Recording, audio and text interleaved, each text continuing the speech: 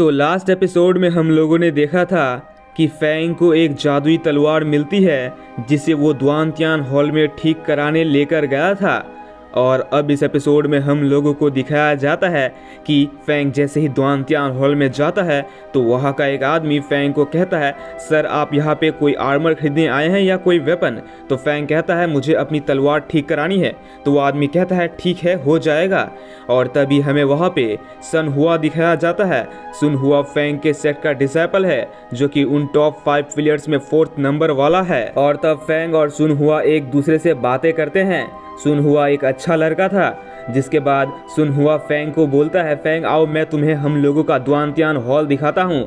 जिसके बाद सन हुआ फैंग को लेकर के अपने दुआनतियान हॉल के अंदर आता है और वो अपना फर्नेस दिखाता है। जिसके बाद सन हुआ कहता है, फैंग लाओ मुझे अपनी तलवार दिखाओ। और तब सन हुआ उसका तलवार लेकर टेस्ट करता है तो उसे ये बहुत ही एक्स्ट्रा ऑर्डिनरी लगती है। जिसके बाद सन हुआ कहता है, फैंग तुम टेंशन मत लो, मैं इसे यहाँ पर अपने सबसे अच्छे ब्लैक स्मिथ को ठीक करने के लिए दूंगा। और तब सन हुआ एक आदमी को बुलाकर वो तलवार ठीक करने के लिए दे देता है। जिसके बाद फैंग उससे कहता है, सन हुआ कितने स्पिरिट स्टोन्स लगेंगे? तो सन हुआ उससे कहता है, फैंग मैं तुम्हें मटेरियल्स के लिए कोई भी चार्ज नहीं करूंगा, बस तुम फॉरेजिंग फी दे देना। और तब फैंग कहता है ऐसा क्यों? जिसके बाद सन हुआ कहता है क्योंकि मैं तुमसे फ्रेंडशिप करना चाहता हूँ और वैसे भी तुम यांग जिनतियान से लड़े वो हम लोगों का दुश्मन है। तो फैंग कहता है क्या तुम्हें ये पता नहीं वो फैमिली सबसे स्ट्रांग है, तुम फिर भी मुझसे दोस्ती करना चाहते हो?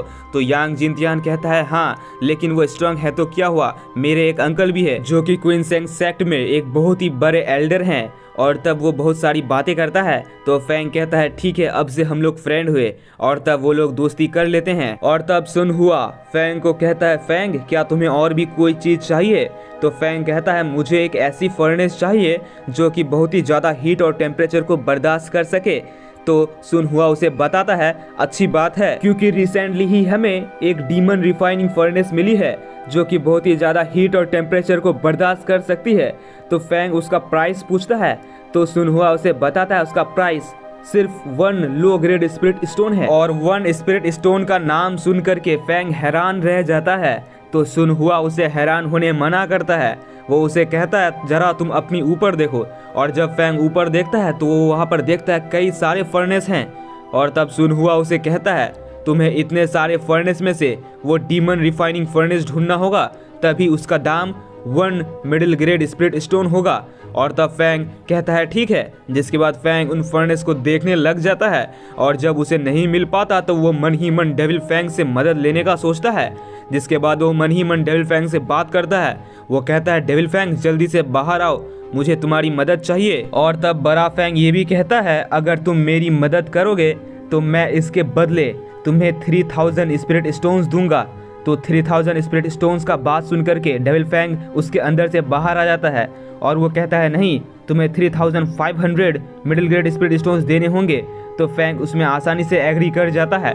और तब डेविल फैंग उसका मदद करता है और वो बहुत ही जल्दी डीमन रिफाइनिंग फर्नेस को ढूंढ लेता है। और ढूंढने के बाद फैंग कहता है मैं इसे सेलेक्ट करता हूँ। जिसके बाद फैंग उस डीमन रिफाइनिंग फर्नेस को अपने मैजिकल बैग के अंदर स्टोर कर लेता है और नीचे आकर के सन हुआ को एक लो ग्रेड स्पिरिट स्टोन्स दे देता है जितना उसका कॉस्ट होता है। और सन हुआ यह देख करके बहुत ही ज़्यादा हैरान रहता है। वो कहता है तुमने तो काफ़ी जल्दी ढूंढ लिया, मुझे तो नहीं लगा था कि तुम इतनी जल्दी ढूंढ पाओगे और मुझे तो ये भी नहीं लगा था कि तुम ढूंढ पाओगे, लेकिन वाह मैं बहुत ही हैरान हूँ तुम्हारी इस चीज़ से।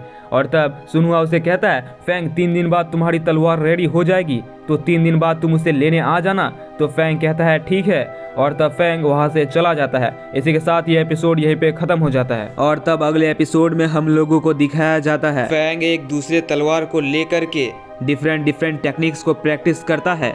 वो थंडर स्लैश और थंडर ब्लास्टर का भी प्रैक्टिस करता है। और प्रैक्टिस कर लेने के बाद फैंग अपने कपड़े को पहन लेता है बिल्कुल आयरन मैन की तरह। और तभी डेविल फैंग भी आता है। डेविल फैंग उससे कहता है तुम्हारा प्रैक्टिस कैसा रहा, वो तलवार कैसी लगी? तो फैंग बताता है कि वो तलवार तो काफ़ी मस्त है। और वो ये भी बताता है लेकिन मैं स्वॉर्ड से ज़्यादा फोर्सेस इस्तेमाल करने में ज़्यादा माहिर हूँ। और तभी हमें दिखाया जाता है ज़ू फैंग भी वो लोगों के पास आ जाता है। जिसके बाद वो लोग थोड़ा आगे बढ़ने लगते हैं और तब हम लोगों को रात का सीन दिखाया जाता है और तब फैंग अपने डीमन रिफाइनिंग फर्नेस को बाहर निकालता है, जिसके बाद वो उसमें आग लगाता है। उसमें उसका मदद ज़्यू फैंग भी करता है और तब फैंग अपने मैजिकल बैग से 4 मेडिसिनल इंग्रेडिएंट्स बाहर निकालता है, जिसमें से एक 100 ईयर्स ओल्ड गैनोडर्मा पर्पल, दूसरा कलरलेस फ्लावर, तीसरा 30 years of purple blood wine और चौथा 10 years of frozen Z lotus होता है। फैंग उन इंग्रेडिएंट्स को लिक्विड फॉर्म में कन्वर्ट करके उनका एनर्जी अब्सॉर्ब करना चाहता था ताकि वो ब्लैक आयरन बॉडी टेक्निक को प्रैक्टिस कर सके और कुछ ही देर में वो चारों इंग्रेडिएंट्स लिक्विड में कन्वर्ट हो जाते हैं। यह देख करके फैंग हैरान रहता है। वो कहता है इतना ज़्यादा टेम्परेचर चाहिए था उन चारों को मेल्ट होने के लिए और इस फर्नेस ने तो कमाल कर दिया, वो इतनी जल्दी ही उन चारों को मेल्ट कर दिया। और तब फैंग अपना शर्ट उतार कर उस फर्नेस के अंदर चला जाता है। वो उस लिक्विड को एब्जॉर्ब करने लगता है, लेकिन एब्जॉर्ब करने के थोड़ी देर बाद फैंग को बहुत ही ज़्यादा पेन होने लगता है। वो उस दर्द को बर्दाश्त नहीं कर सकता था, जिस वजह से उसके बॉडी से उसका सोल बाहर आ जाता है। उसको काफ़ी दर्द होता है और तभी थोड़ी देर बाद उसका 9 हेडेड ड्रैगन मार्शल सोल आ जाता है और वो कुछ एनर्जी देता है, जिससे कि फैंग को थोड़ा राहत मिलता है। और तब फैंग फिर से उस लिक्विड को एब्जॉर्ब करने लग जाता है, जिसके बाद हमें गुफा के बाहर का सीन दिखाया जाता है, जहाँ पे 3 दिन बीत जाते हैं और तीसरे दिन में एक किसी चीज़ की आने की आवाज़ आती है। तो फैंग तो अभी भी उस लिक्विड को एब्जॉर्ब कर ही रहा होता है। तो हमें इधर दिखाया जाता है जहाँ एक बियर मॉन्स्टर इस गुफा के अंदर आ गया था। वो इन लोगों पर अटैक करने वाला था, लेकिन ज़्यू फैंग उसका सामना करता है। ज़्यू फैंग उस बियर मॉन्स्टर के अटैक से बच के उसे टैकल करता है और तब ज़्यू फैंग उस बियर मॉन्स्टर के ऊपर अपना विंड फ्लेम अटैक करता है, जिससे कि उस बियर मॉन्स्टर का पेट कट जाता है और तब वो बियर मॉन्स्टर वहाँ से चला जाता है। जिसके बाद हमें इधर दिखाया जाता है फैंग उस फर्नेस से बाहर आ जाता है, जिसके बाद फैंग का बॉडी बहुत ही ज़्यादा टाइट और मजबूत लग रहा था। और उसके बाद फैंग एक जलता हुआ पत्थर अपने हाथों में उठाता है और उसे अपने पंजों से चकनाचूर कर डालता है। और तब बड़ा वाला फैंग छोटे वाले फैंग से पूछता है कितने दिन हो गए हैं, जिसके बाद छोटा फैंग उसे बताता है कि 3 दिन बीत चुके हैं। तो फैंग बोलता है अरे वाह, हम लोगों का स्वॉर्ड लेने का तो टाइम हो गया है। जिसके बाद फैंग और वो उस स्वॉर्ड को लेने के लिए चले जाते हैं और वो लोग द्वांतियान हॉल में पहुंच जाते हैं। और तब सुन हुआ फैंग को वहाँ के सबसे अच्छे ब्लैक स्मिथ मास्टर जिन से मिलाते हैं। मास्टर जिन ने ही फैंग के मून स्वॉर्ड को ठीक किया है। जिसके बाद फैंग मास्टर जीन से मिलता है, उनको ग्रीट करता है और तब मास्टर जीन फैंग को उसका पर्पल मून स्वॉर्ड देते हैं। और तब मास्टर जीन कहते हैं ये सबसे बेस्ट स्वॉर्ड है जो कि मैंने इस साल ठीक किया है। और तब मास्टर जीन उसे वो तलवार देकर कहते हैं ठीक है अब तुम जाओ, मुझे अपने काम में डिस्टर्ब मत करो। तो फैंग हैरान होता है और तब सुनहुआ उसे कहता है फैंग तुम हैरान मत हो, क्योंकि मास्टर स्ट्रेंज का पर्सनैलिटी ऐसा ही है, वो थोड़े स्ट्रेंज है। और तब फैंग उस तलवार को लेकर के थोड़ा आगे बढ़ता है। जिसके बाद फैंग सुनहुआ से कहता है सुनहुआ क्या मैं उस तलवार को अभी प्रैक्टिस कर सकता हूँ। तो सुनहुआ उसे अनुमति दे देता है। जिसके बाद एक बहुत ही ताकतवर फर्नेस पर फैंग अपना 2-3 अटैक करता है। उसके अटैक में इतना दम था कि वहाँ के सभी वर्कर हिल जाते हैं। वो उसके बाद फैंग की तारीफ करते हैं, जिनमें से एक वर्कर तो ये भी कहता है मास्टर जीन ने वो तलवार रिपेयर की है तो आखिर वो इतना खतरनाक कैसे नहीं होगा।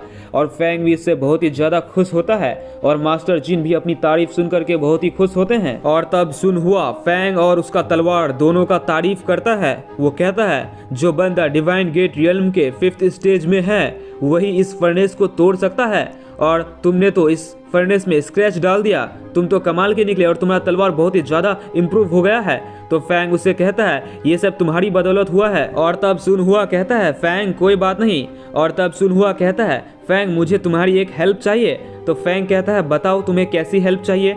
जिसके बाद सुनहुआ उसे कहता है कल हम लोग एक सिटी में चैंग सिटी में एक चीज़ पहुंचा रहे हैं, हम लोग वहां पे कुछ सामान पहुंचा रहे हैं और उस सामान को प्रोटेक्ट करने के लिए हमें तुम्हारी मदद चाहिए, क्या तुम साथ में चलोगे, क्योंकि मैं भी साथ में जाऊंगा। तो फैंग कहता है हाँ मैं ज़रूर जाऊंगा। तो फैंग उससे पूछता है कि तुम लोग यहाँ से कब निकलोगे। तो सुनहुआ उसे बताता है हम लोग कल सुबह को यहाँ से सुबह के वक्त निकल जाएंगे। तो फैंग कहता है ठीक है मैं पहुँच जाऊँगा। और तब फैंग यहाँ से चला जाता है। जिसके बाद ये एपिसोड यहीं पे ख़त्म हो जाता है। तो ओके बाय दोस्तों, मिलते हैं अगले वीडियो में।